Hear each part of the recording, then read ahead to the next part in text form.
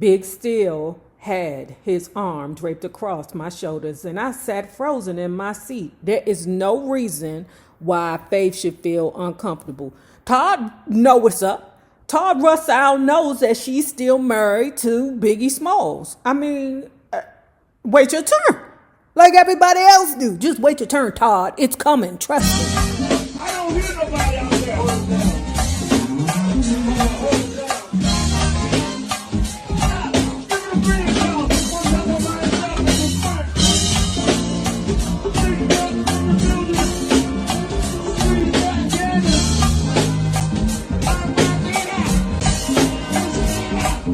Shortly after CJ was born, I flew down to Atlanta. Puff was celebrating his birthday by having a big celebration at a club. I was just starting to recover from giving birth and I needed a break. I went with Cheryl and of course took security with me. As soon as I was settled into the room, I got a phone call from Todd. I was just checking in on you, he said. How are you? I'm doing good, but I'm out of town. Really? Me too, he said. I'm in Atlanta. So am I. Word? Where are you staying? I'm at the Hyatt. Where are you? Todd laughed out loud. I'm at the Hyatt too. What floor? I'm on the 3rd floor, I said. He laughed again. Open your door, he said. I went to my door, opened it, and peeked outside. And there was Todd down the hallway with his head sticking out of his own room. That romance is something vicious. I'm telling you, just stuff like that get me. That will get me. Big couldn't walk around because he was still using a cane from the car accident. And he wasn't letting me walk around either. I felt some sense of pride. After everything we'd been through, Big still loved me and wanted everyone at this club to know it. He kept his arm around me and would lean in close to talk to me here and there. At one point, Lil Kim came walking towards the table. I hadn't seen her since the fight at the studio. She walked up to us and just gave Big a sharp look. Her face was tight and she was definitely about to say something. Is there a problem? Big asked her. Kim didn't say anything. Well, move it along, he said. Faith, I'm sure you were just a prop in that situation. He knew Lil Kim was there, and he had to make sure that he kept Lil Kim in her place. I'm here with Faith. I'm here with her. Don't forget, you number 2. And if Faith wasn't here, Charlie Baltimore would be here. You know your position. You play it. He had to disrespect her to keep her in her place. I didn't realize how fucked up Biggie was to Kim. But like I said, them cancers, they just always have an undertone of press that never goes away. Let me also say this about Kim. After he leave Faith, if Faith don't hunch him that night, he gonna call Kim and be like, you ready for me to come over? And she gonna gladly open that damn door because that's just...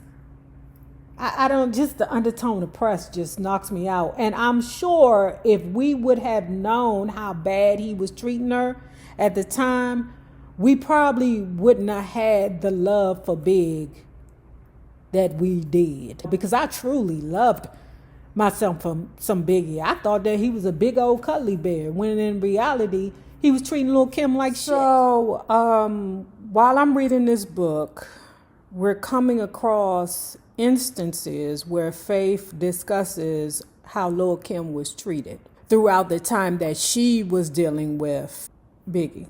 Okay, it was brief, but goddamn it, he married. So I came across a video from Drink Champs where Jermaine Dupri was discussing a time where they was all in the studio and Lil Kim came in with her chest puffed out because Big had wrote a song talking about hunching Lil Kim's sister or family member, whoever, and she was in her feelings. She approached him about it, and he pulled a pistol out on her. Yikes. Lil Kim, at this particular point in time, this was the time when Big, I'm thinking he Kim's sister. right? This is in the music. Okay, in the music. Okay. This is in the music. And she found out about it. So she was upset when she came to the studio about this. And Big pulled a strap out on her. On Kim? Yes. And to lay the verse? Or just let her know. That's stupid to pull a pistol on your artist. But it could be just all that fame getting to his head too. Because you know how people, when they get that fame in them, okay, they be drunk off that power. Okay. Who knew that Biggie was as vicious to Lil Kim as he was? It's a part of history, you know? so you remember that day? Of course I remember that day. It happened. And I mean, the story is not exactly how he said it, but it's very close to the truth. And, you know, I mean, we did have a very violent relationship. I'm like, I don't know, I hate that, but like for a while, that was like all I attracted. It was like, when we were together, it always turned into a lover's quarrel or a lover's nest. He's a Gemini. All I know is Geminis. And I've learned how to really deal with Geminis. Geminis, they really are two people. And they're good people too. But when they turn into that other person, it's so hard to identify who that other person is. Yes, Geminis are crazy. I just found out that I was a Gemini rising. Scary. Very scary. But I mean, I don't put my hands on people. Now, if you push me. She blamed his abusive behavior on him being a Gemini. That ain't got shit to do with how somebody treats you. Jaguar Wright. I don't know you like that. But for her to say that the plan was for Biggie to be with Kim, that was the plan. How the hell was Biggie going to be with Kim and beating her ass? And what she said, Jaguar Wright, I don't know you, lady. I don't want no juice with you. I don't want no lady that's that reckless with her thoughts on camera that should be walking around with a full security team at all times, but she don't. I don't want no problems with no bitch like that. But what she said was that Faith wanted to be with Tupac. I mean, what woman didn't want to be with Tupac? Even before she got to be with Biggie.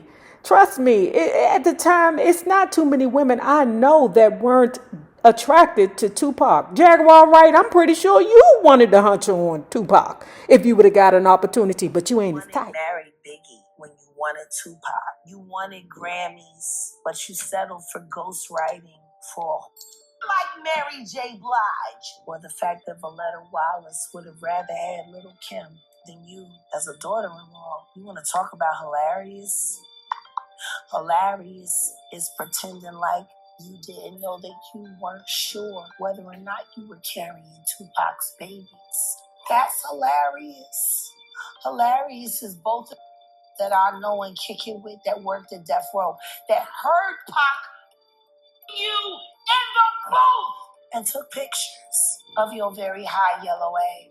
At this point, I don't know who the hell tells Jaguar Wright anything. Like, to me, it would be funny to tell Jaguar Wright things. Ooh. Let's go to Jaguar Wright and tell her that Mariah Carey and Nick Cannon got back together, girl. And they expecting triplets. Let's go do it. Now. Then she said that Biggie's mother really preferred for Biggie to be with Kim opposed to Faith. Or I don't know about that. Why? It's like Jaguar Wright just says anything. Her speculation is through the roof. Like, there's no sensibility when it comes to her speculation, because why would Valletta want Biggie to be with Kim opposed to Faith? No. Let's start at point A. Point A is, I believe that his mama would have preferred for her son to be with his baby mother. He couldn't walk around because he was still using a cane from the car accident. and he wasn't letting me walk around either. I felt some sense of pride. After everything we'd been through, Big still loved me and wanted everyone at this club to know it. He kept his arm around me and would lean in close to talk to me here and there. At one point, Lil Kim came walking towards the table. I hadn't seen her since the fight at the studio. She walked up to us and just gave Big a sharp look. Her face was tight, and she was definitely about to say something. "Is there a problem?" Big asked her. Kim didn't say anything. "Well, move it along," he said. A few minutes later, another group of folks began to walk by Big's table. I looked up and found myself face to face with Todd.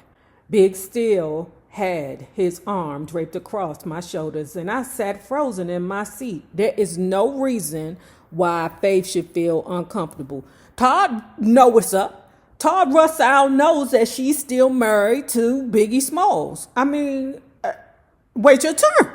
Like everybody else do. Just wait your turn, Todd. It's coming. Trust me. I opened my mouth to speak, but didn't say anything. Todd looked a bit confused. No, he didn't. No, he didn't, girl. He wasn't confused, girl. He know you married to Biggie. Okay? Now, he might have thought that y'all weren't together, but y'all are still married and y'all still have a child together. Todd, just wait your turn. It's coming. I'd just seen him at the hotel, and I don't think he expected to see me hugged up with Big. Okay, I'll take that. I know he knew we were still married, but I'd told him we weren't together, and now there we were together. It was all so awkward. I didn't say anything, although I wanted to, and I just hoped I'd have an opportunity to explain at some point. I don't think you should explain. I don't think you have to explain. You're still married. You know, I mean, everybody fornicating, what's that word? And adulterating, you know, all through the marriage, but I don't think you should have to explain. The next night, I went to Club 112 for another event. There was a long line when I pulled up to the entrance. We told the driver to let me and my friend Coco out at the corner. We went over to a restaurant near the club entrance in order to not draw attention to ourselves while we tried to decide if we were going into the club or not. As we stood there, a police officer approached us. Y'all, this was bad. Faith is trying to take another route into the club. Look, we're Faith. The police officer did not realize who she was. Child grabbed her up, and somehow she fell on some glass, and she had glass all in her back. Could you imagine? Faith trying to explain to him, hold up, hold on. I'm not trying to cause no problems here. To add insult to injury, the officer just grabbed me up and continued marching me down the street and through the entrance to the club while my back bled profusely. I am hurt. I kept screaming over and over. Please don't let me die. Hey, do my favorite go-go song. Taking a ride on the east side, made a left on MLK. What a beautiful day, what a beautiful day. Riding high on the west side, looking for a hood rat to play. Won't you come out and play, won't you come out and play. Hey, taking a ride, hey, hey, on the south side, ooh, ooh, taking a left on MLK. Hey, hey, hey. We like that good. Say